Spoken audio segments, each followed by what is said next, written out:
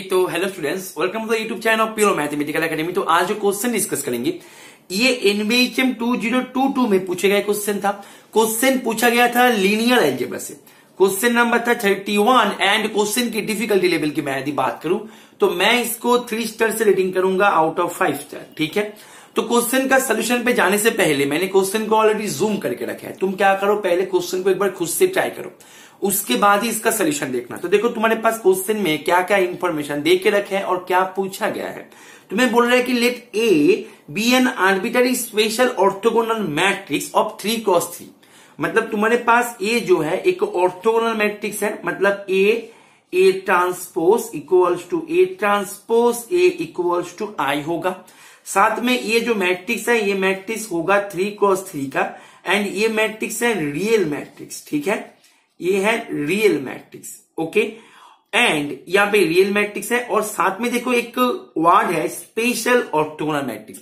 मतलब यहाँ पे स्पेशल वर्ड से ये यही बता रहा है कि तुम्हें वो ऑर्थोगोनल मैट्रिक्स को ही चूज करना है जिसका डिटर्मिनेंट होगा 1। देखो इसको एक ब्रैकेट में बता के भी दे के रखे है। ठीक है, कि मतलब ये जो मैट्रिक्स है ये मैट्रिक्स को ऑर्थोगोनल होना होगा। मैट्रिक्स तुम्हें 3x3 ही लेना है, रियल एंटिटी वाला। साथ में ये मैट्रिक्स का डिटर्मिनेंट जो है, डिटर्मिनेंट को तुम्हें 1 होना होगा। मतलब तुम्हें वो मैट्रिक्स को लेके तुम्हें यहाँ पे चर्चा करना है जो मैट्रिक्स होगा रियल नंबर वाला। यह है पहला शर्त। दूसरा शर्त यह है कि वो मैट्रिक्स को होना चाहिए ऑर्थोगोनल। एंड 3 नंबर वाला शर्त ये होगा कि मैट्रिक्स का डिटर्मिनेंट होना चाहिए 1। ये तीनों कंडीशन को होल्ड करने वाला मैट्रिक्स को लेके तुम्हें यहाँ पे आगे चर्चा करना है। ठीक है, चलो अभी तुम्हें यहाँ पे चारों नहीं तीनों ऑप्शन पे तीनों स्टेटमेंट देख के रखे हैं। अभी कौन सा स्टेटमेंट सही है कौन सा स्टेटमेंट सही नहीं है वही तुम्हें यहाँ पे ट्रू फॉल्स के माध्यम से बताना है। ठीक है, चलो तो बात करते हैं मैं ऑप्शन बी, मतलब यहाँ पे स्टेटमेंट नंबर बी को लेके मैं बात करते हैं। बोल रहे हैं कि यदि all the eigen values of A R real, मतलब ए का यदि आइगन वैल्यू सभी रियल हो जाए देन ए को आइडेंटिटी मैट्रिक्स ही होना होगा। ठीक है, अच्छा मैंने यदि मान लो ए को ले लिया -1 0 0 0 -1 0 0 0 1, तो ये मैट्रिक्स का ट्रांसपोज जो है वो यही आएगा। ठीक है, तो दैट मीन्स ए ट्रांसपोज जो है वो हो जाएगा आइडेंटिटी। ठीक है, एंड ए ट्रांसपोज ए जो है ये भी हो जाएगा आइडेंटिटी। मतलब मैट्रिक्स जो है ऑर्थोगोनल है। अभी हमारा चेक करना होगा कि ये जो मैट्रिक्स है ये दिए गए स्पेशल ऑर्थोगोनल मैट्रिक्स है या नहीं है। दैट मीन्स इसका डिटर्मिनेंट चेक करना है और ये हमें देख के पता लग रहा है कि it is a diagonal matrix, तो डिटर्मिनेंट होगा प्रोडक्ट ऑफ डायगोनल एलिमेंट्स, तो ये हो जाएगा 1। मतलब ये मैट्रिक्स को लेके हम काम कर सकते हैं। तो ये एक मैट्रिक्स है जो मैट्रिक्स दिए गए कंडीशन को सेटिस्फाई किया। ठीक है, साथ में ये मैट्रिक्स का आइगन वैल्यूज की बात करो, आइगन वैल्यूज सभी रियली आ रहा है। ठीक है, डायगोनल पे जितने सारे एलिमेंट्स है डायगोनल मैट्रिक्स का वो बन जाता है उसका आइगन वैल्यूज, तो इसका आइगन वैल्यूज भी रियल है। ठीक है, मैट्रिक्स ऑर्थोगोनल भी है, मैट्रिक्स स्पेशल ऑर्थोगोनल भी है, लेकिन मैट्रिक्स आइडेंटिटी मैट्रिक्स नहीं है। लेकिन यहाँ पे बोल रहा है कि यदि उसका आइगन वैल्यूज रियल हो तो उसको आइडेंटिटी मैट्रिक्स ही होना होगा, जबकि यहाँ पे नहीं हो रहा है। मैट्रिक्स का आइगन वैल्यू रियल है लेकिन मैट्रिक्स आइडेंटिटी मैट्रिक्स नहीं बन रहा। दैट मीन्स ऑप्शन बी में दिए गए जो स्टेटमेंट है ये स्टेटमेंट तो फॉल्स स्टेटमेंट है, तो पहले इसको फॉल्स करो। ठीक है, चलो आगे बढ़ो थोड़ा सा और इसको इरेज कर देते हैं। अभी स्टेटमेंट सी के बारे में हम बात करेंगे। स्टेटमेंट सी क्या बता रहा है, बोल रहा है कि there is a complex matrix obviously invertible matrix P जिसके कारण पी इनवर्स हो जाएगा डायगोनल मैट्रिक्स। देखो अभी ये जो है ये एकदम डेफिनेशन वाला क्वेश्चन है, क्योंकि देखो तुम्हें ये पता होना चाहिए। एक पॉपुलर थ्योरम आता है, मैं थोड़ा सा रिकॉल करवाते हैं। रिकॉल कि every orthogonal matrix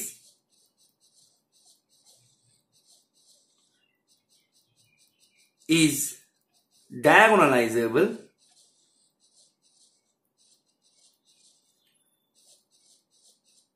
over C. मतलब कॉम्प्लेक्स में सभी ऑर्थोगोनल मैट्रिक्स डायगोनलाइजेबल हो जाता है, रियल में नहीं। रियल में नीड नॉट, नहीं तो बोला नहीं जाता क्योंकि कभी कभार हो भी जाता है। ठीक है, रियल में नीड नॉट। ठीक है, मतलब कोई भी ऑर्थोगोनल मैट्रिक्स तुम्हें यदि दिया जाए वो मैट्रिक्स ऑलवेज सी में मतलब कॉम्प्लेक्स में ऑलवेज डायगोनलाइजेबल होता है, लेकिन रियल में नीड नॉट, हो भी सकता है ना भी हो सकता है। लेकिन तुम देखो यार, अभी देखो तुम्हारे पास कोई भी मैट्रिक्स यदि है ए, अभी ये मैट्रिक्स को तुम डायगोनलाइजेबल बोलोगे, डायगोनलाइजेबल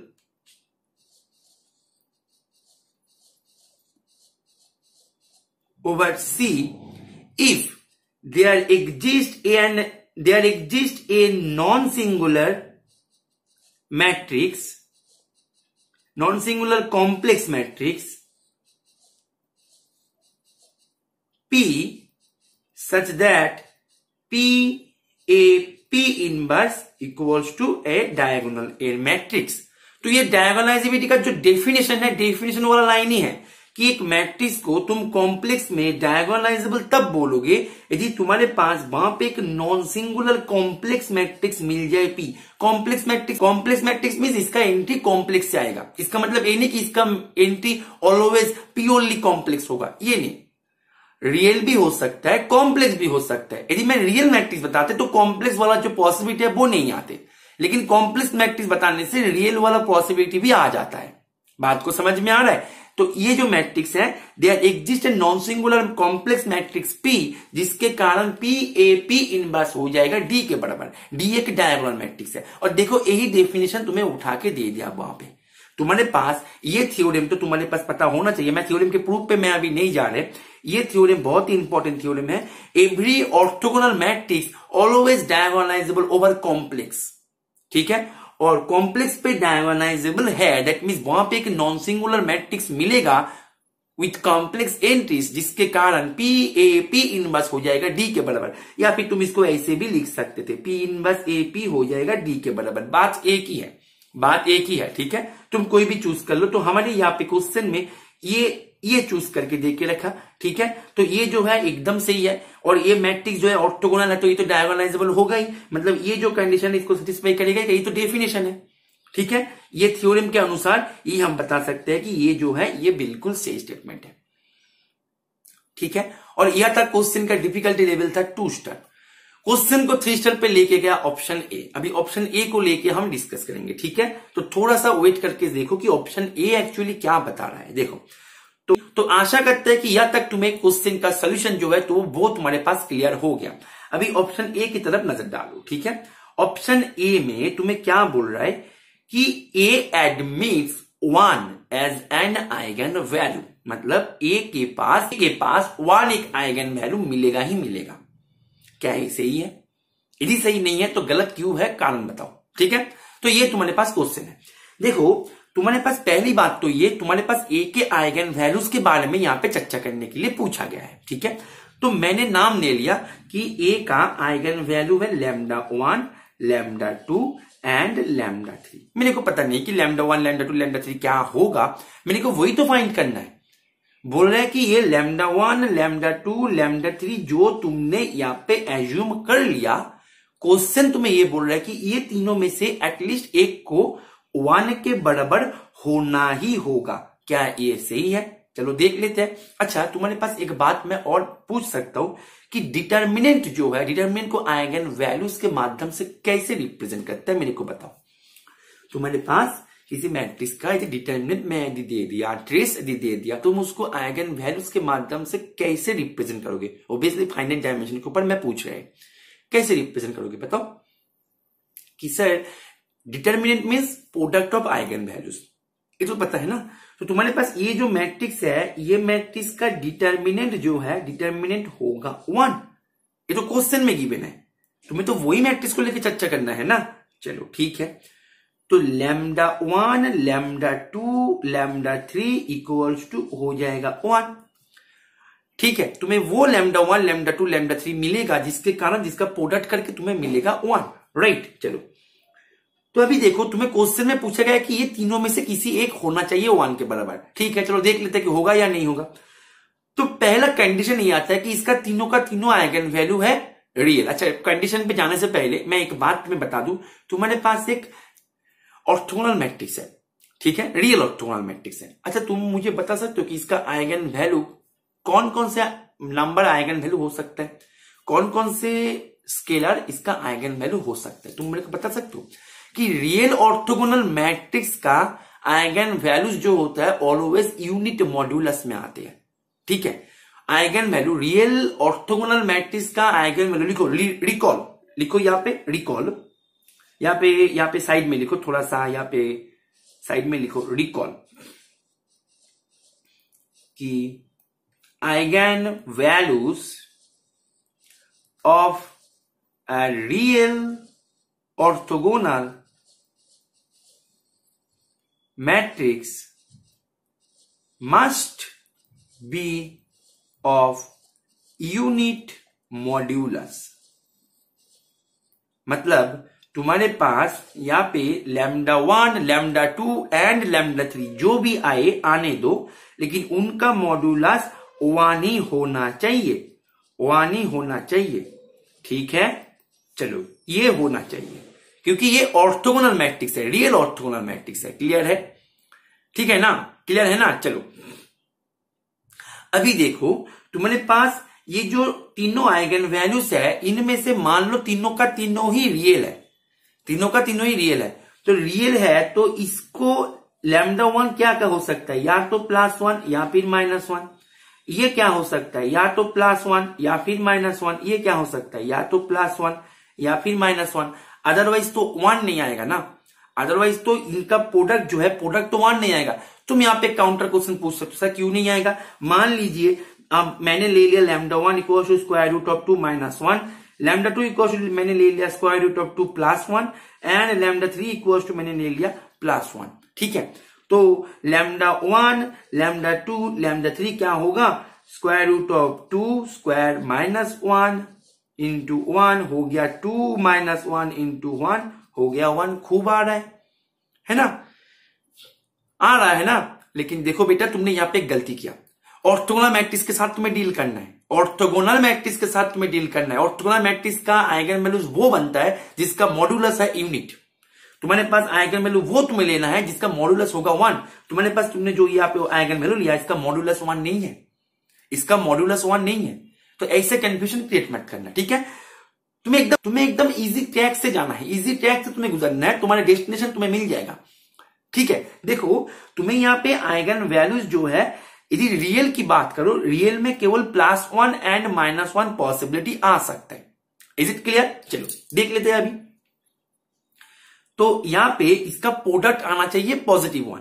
तो यदि तीनों ही -1 हो जाए तो प्रोडक्ट आएगा -1। तो ये संभव नहीं है, तीनों -1 संभव नहीं है। दैट मीन्स किसी एक जो है, किसी एक को +1 होना होगा।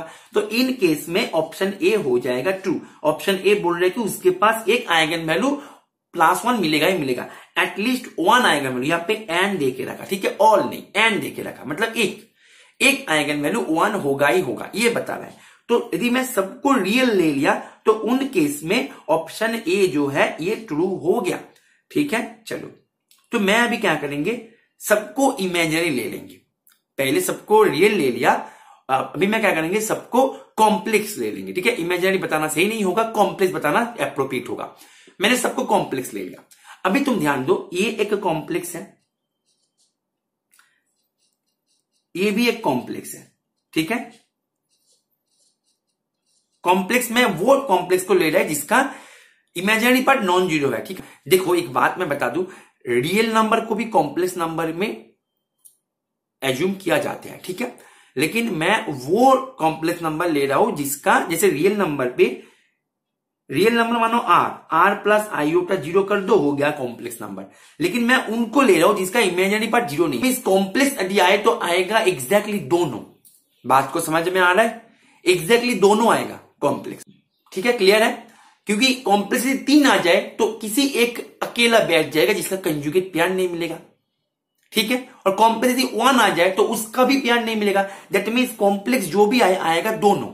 ठीक है, चलो तो मैंने मान लिया पहला केस जो था, पहला केस सबको रियल लेके हो गया, दूसरा केस सबको कॉम्प्लेक्स लेके ये भी हो गया।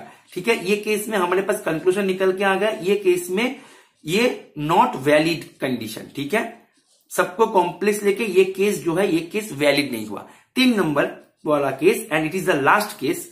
ये केस क्या होगा कि इसके पास दोनों कॉम्प्लेक्स है। ठीक है, एग्जैक्टली 2 कॉम्प्लेक्स आइगन वैल्यू, ठीक है, दोनों कॉम्प्लेक्स आइगन वैल्यू है।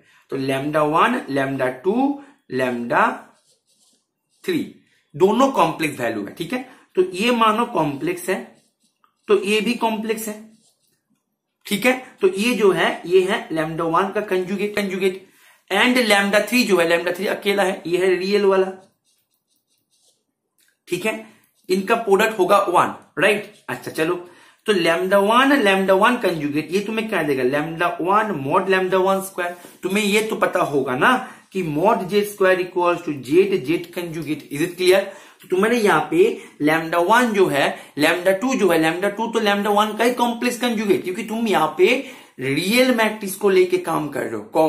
ऑर्थोगोनल रियल मैट्रिक्स है, ऑर्थोगोनल रियल मैट्रिक्स, तो इसका कॉम्प्लेक्स आइगन वैल्यू में दिया है, तो आएगा वो कॉन्जुगेट पेयर में आएगा। तो λ1 यदि उसका आइगन वैल्यू हो जाए तो λ2 जो है या फिर λ3 जो है वो तुम्हारी मर्जी, λ2 को तुम कॉम्प्लेक्स पकड़ो या λ3 को कॉम्प्लेक्स पकड़ो, लेकिन कॉम्प्लेक्स एक मिलेगा जो कि λ1 का कंजुगेट होगा। मैंने λ2 को ही पकड़ लिया, तो λ2 होगा λ1 का कंजुगेट। दैट मींस λ1 कंजुगेट तुम्हें देगा mod λ1 square into λ3 equals to 1। अभी ये जो है ये तो रियल वाला है, दैट मींस रियल वाला जो है इसका पॉसिबिलिटी या तो +1 या फिर -1। Is it okay? तो ये जो है ये तो तुम्हें ऑलवेज पॉजिटिव देगा,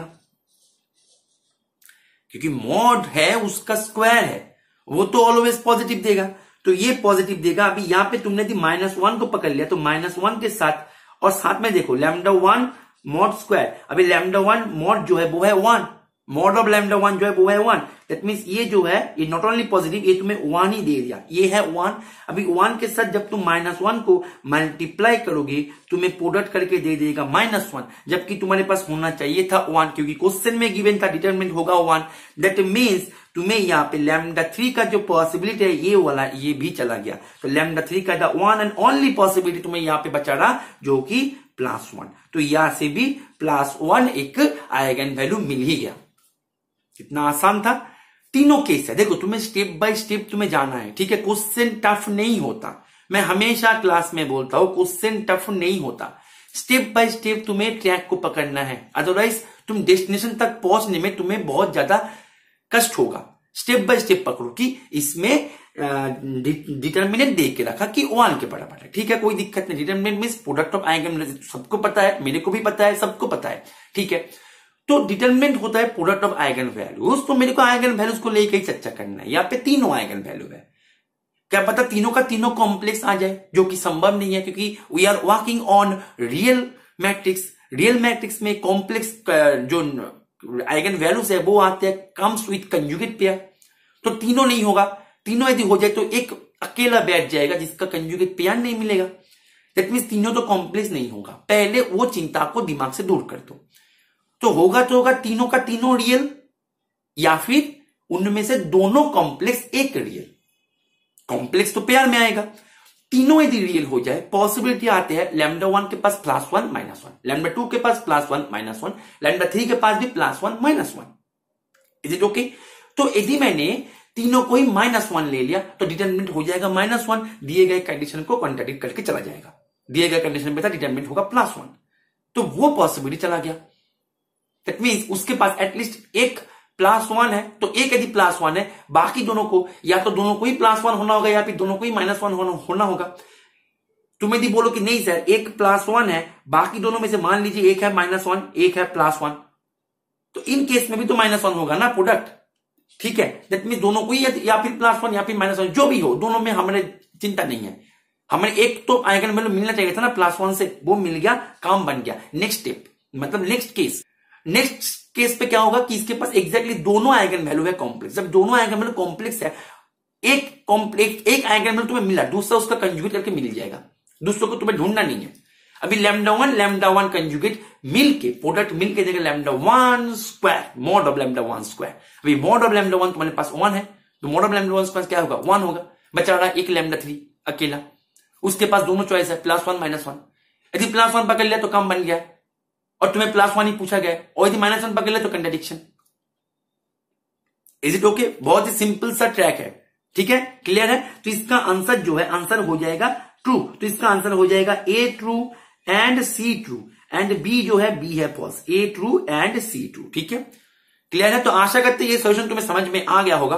और तुम जो भी एग्जाम के लिए तैयारी करो, चाहे वो सीएसआई नेट के लिए तैयारी करो या एनबीएचएम के लिए तैयारी करो या आईआईटी जैम के लिए तैयारी करो, तुम्हें तुम्हारे प्रिपरेशन को प्रॉपर गाइडेंस के माध्यम से लेना चाहते हो then you can also join our regular courses. हमारे रेगुलर कोर्सेज में हम ये सब कुछ तुम्हें सिखा देंगे कि कैसे कॉन्सेप्ट को तुम्हें टिगर करना है। ठीक है, कॉन्सेप्ट को तुम टिगर करोगे, क्वेश्चन जो है वो ऑटोमेटिक हो जाएगा। इसके लिए तुम्हें सबसे ज्यादा मेहनत करना है, तुम्हें कॉन्सेप्ट के ऊपर सबसे ज्यादा मेहनत करना है, तुम्हें कॉन्सेप्ट, तुम्हें थियोरी, ये सब तुम्हें स्ट्रांग बनाना है। देखो, एक थियोरी से, एक कॉन्सेप्ट से हजारों क्वेश्चन बन जाता है। इसीलिए तुम्हें जो थियोरी के ऊपर काम करो, कॉन्सेप्ट के ऊपर काम करो, तो क्वेश्चन तुम बहुत सारे कर लोगे, खुद क्वेश्चन बना भी सकते हो। ठीक है, इसलिए तुम्हें मैं हमेशा बोलता हूं कि तुम थियोरी के ऊपर काम करो, कॉन्सेप्ट के ऊपर काम करो, क्वेश्चन यूं ही बन जाएगा, ऑटोमेटिकली बन जाएगा क्वेश्चन। ठीक है, तो ये सब कुछ सीखने के लिए तुम हमारे रेगुलर कोर्सेज में भी तुम ज्वाइन हो सकते हो। हमने रेगुलर कोर्सेज में ज्वाइन करने के लिए तुम्हें करना क्या होगा, ये जो स्क्रीन पे दिएगा ये नंबर है ना, ये नंबर पे तुम्हें कॉल कर लेना है या फिर व्हाट्सएप कर लेना है। और तुम्हें तुम्हारे प्रिपरेशन को टेस्ट सीरीज के माध्यम से आगे लेके जाना चाहते हो, एक ऐसे टेस्ट सीरीज जो कि कोई भी प्रीवियस ईयर क्वेश्चन को कंटेन नहीं करता, सभी क्वेश्चन एकदम फ्रेश क्वेश्चन है और सभी एकदम हाईली कॉन्सेप्चुअल क्वेश्चन है, then you can also join our test series courses जो कि सेपरेटली आते हैं। ठीक है, तो तुम हमारे टेस्ट सीरीज कोर्सेज में ज्वाइन करके भी तुम तुम्हारे प्रिपरेशन को काफी सारे बूस्ट दे सकते हो, क्योंकि हमारे टेस्ट सीरीज में तुम्हें एक भी क्वेश्चन प्रीवियस ईयर नहीं मिलेगा। सभी क्वेश्चन एकदम हाईली कॉन्सेप्चुअल है एंड सभी के सभी 100% न्यू क्वेश्चन है। ठीक है, तो वो टेस्ट सीरीज में भी ज्वाइन करके तुम तुम्हारे प्रिपरेशन को काफी सारे बूस्ट दे सकते हो। ठीक है, तो आशा करते हैं सेशन को तुमने समझ में आ गया होगा। ओके, चलो, थैंक यू, हैप्पी लर्निंग।